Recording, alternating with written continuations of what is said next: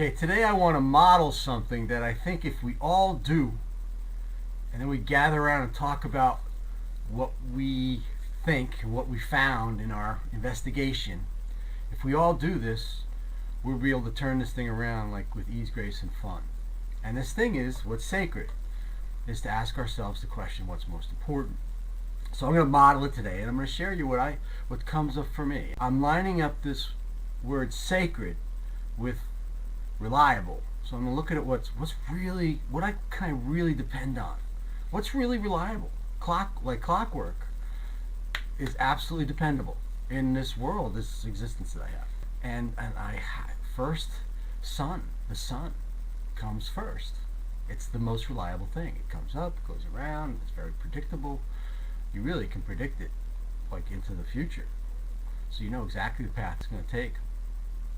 It's reliable. What is it reliable in? It's gifting. See, it's the king of the gifting economy and the gifting society, the gifting culture and the flourishing and thriving culture. That's the difference. It's radical, simple difference. So the sun gives. And, I don't have to protect the sun somehow.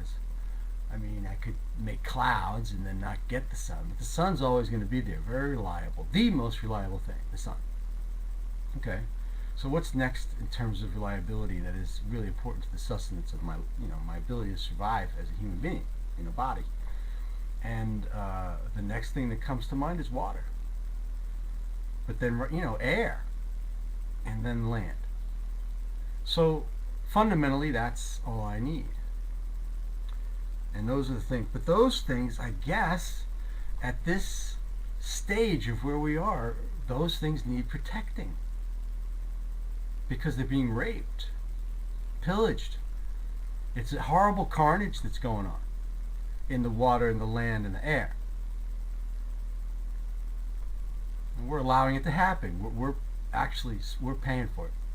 Pay for it in our taxes, and we pay for it in our consumption dollars with big brands. Big, massive advertising brands. Those are the sacred things. Now, what's not sacred is pipes being rammed into the earth, raping the earth.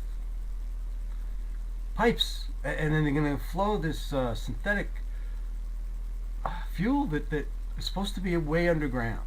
That's where Mother Earth left it. And now you want to lay all this pipe when we may be 5 years, 2 years, 1 year, 10 years, even if it's 20 years, going to be free of the fossil fuels. But what's holding us on to fossil fuels is not innovation. It's not a lack of innovation. There's been all kinds of innovation. It's a perfect illustration of the suppression of a marketplace to kind of take over an industry and then just suck out for as many years as possible as much profiteering as possible. So you suppress anything that would make that go away, that cha-ching that you have, which if you look at fossil fuels, oil, gas, natural gas, that are manipulating the government, manipulating the marketplace, manipulating any innovation that could come from anywhere. Because if you hold the purse strings, you can pinch things off. You pinch off what someone else is trying to innovate and take your market share. You go get them. You pinch them off. In this economic game, you find a way to shut them down, or you buy them. That's the other trick. You buy them, and then you just put them in a room no one else will ever hear about it. So what is most sacred? So those are the ones really reliable. So I like focusing my attention on the sun. Sun is, I underestimate the sun. I think we all do. But then Mother Earth is here with water, land, and air. It's to be respected because it's part of us.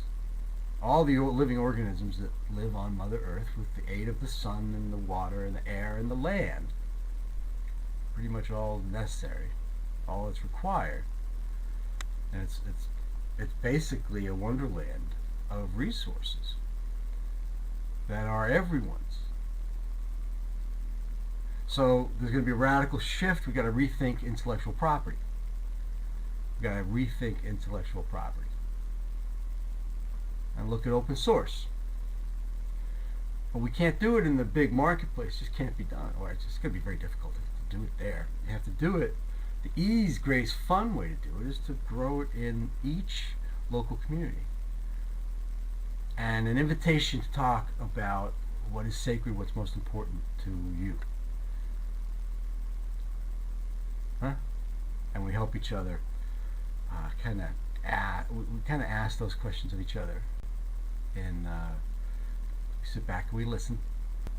Whatever the dream part in the person who you're talking to arises and surfaces, and you see it, you feel it, and there's a dream. But not thinking you're not worthy of it coming true. When you believe you're worthy of it coming true, it arrives. But it's not an ego worthy. It's about your connection. You understand your connection with everything, with the everything, whatever you want to call it. We all have that connection, and that's the first step. And the first thing is, what are the sacred questions? What is sacred? You do your own deliberation. You come to a group of 5 other people, and let's chat about it. We're going to create a container in this group. No harm. In other words, it's the golden rule. We stand up as human beings in our heart, and we're going to have some respect. And we're going to honor the golden rule. We're going to honor, Star Trek philosophy, societal philosophy. It's beautiful. Look at Star Trek. Roddenberry, hey, you like you, little George Orwell, like you painted a picture of how it could be, what our choices could be in terms of our level of collaboration, cooperation. The enterprise around asking the question, how can I help? How can I help? It's a 180-degree shift. I'm telling you, if you haven't done this, you're going to get knocked off your horse. So you can take 10, 15, 20 years to do that, or you can take a year, you can do it now. Just feel the boiling water and jump out onto a solid surface and stand up in your heart. You are a sovereign being. I am a sovereign being. We are sovereign beings individually. All that stuff that's from the skin in. From the skin in. The skin is an amazing boundary. It's my favorite organ. Of all my I shouldn't play favorites. But of all my organs, I think the skin is it's the most underestimated organ. It's the biggest organ.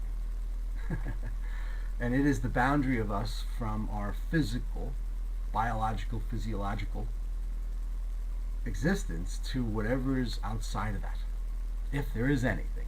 I'm telling you, I've been given the vision of the first step, the only one we need. I've been given that vision, and I stand on the shoulders of every person who raised their hand in the world, in the history of time, said, listen, I'm trying to answer that question. What is this all about? They're heroes for me. Each one that did that in their life is a hero. So I'm a hero. We're all heroes. We're all leaders. That's the other big one. We're all leaders. Read the Declaration of Independence. It's been a beautiful gift that was given to us 1776. And even though the society was still messed up and doing some messed up things, they put down on paper or their rationale of why they're separating from the current governing body. We're throwing off a government that's not serving the people. That's what the Declaration of Independence is all about. And in that beautiful document, that 1,300 or so words, right? It's not long. Early in the document, it nails. You don't even have to read the rest, but the rest only complements this piece where they talk about duty. And duty is assigned in the Declaration of Independence. And who do you think the duty is assigned to? It's assigned to us, the people. It's clear as day. Just read it. I think we should read it together, so we know. So we know that we're in charge.